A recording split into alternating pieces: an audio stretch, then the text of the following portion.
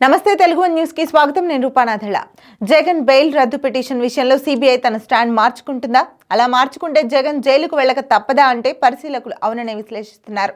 వాస్తవానికి జగన్ బెయిల్ రద్దు చేయాలంటూ వైసీపీ మాజీ ఎంపీ, ప్రస్తుత ఉండి నియోజకవర్గ తెలుగుదేశం ఎమ్మెల్యే రఘురామకృష్ణమరాజు దాఖలు చేసిన పిటిషన్లపై సుప్రీంకోర్టులో ఆ రోజు విచారణ జరిగింది.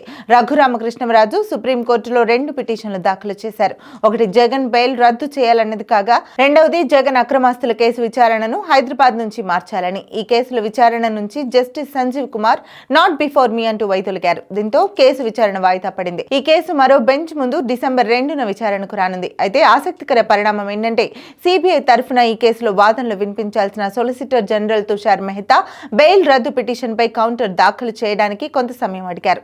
అలా అడగడమే సిబిఐ జగన్ బెయిల్ రద్దు విషయంలో ఇంతవరకు మెయింటైన్ చేస్తూ వస్తున్న స్టాండ్ ను మార్చుకుంటుందా అన్న అనుమానాలకు తావిస్తోంది. ఎందుకంటే జగన్ సీఎంగా ఉన్నంతకాలం ఆయన బెయిల్ విషయంలో సిబిఐ ఎటువంటి అభ్యంతరాలు వ్యక్తం చేయలేదు.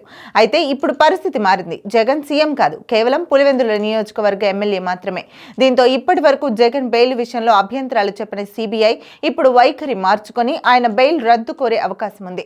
అలా కాకపోతే కనీసం కేసు రోజువారీ విచారణ కోరే అవకాశం ఉంది.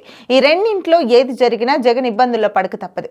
గతంలో జగన్ బెయిల్ విషయంలో సిబిఐ ఎటువంటి అభ్యంతరం చెప్పకపోవడానికి ప్రధాన కారణం ముఖ్యమంత్రి హోదాలో ఉన్న ఆయన దేశం విడిచిపోరన్న గ్యారంటీ, బెయిల్ షరతులు ఉల్లంఘించరన్న నమ్మకం ఉండేది. అయితే జగన్ ఇప్పుడు అధికారంలో లేరు. అందుకే మారిన పరిస్థితుల్లో సిబిఐ కూడా తన స్టాన్స్ మార్చుకునే అవకాశం ఉంది. అందుకే జగన్ కు ఇబ్బందులు తప్పవన్న భావన న్యాయవర్గాల్లో ఎదురవుతోంది. జగన్ బెయిల్ రద్దయినా కేసుల విచారణను రోజువారీ చేపట్టాలని నిర్ణయించిన జగన్ జైలుకు వెళ్లే రోజులు దగ్గర పడినట్లేనని పరిశీలకులు అంటున్నారు.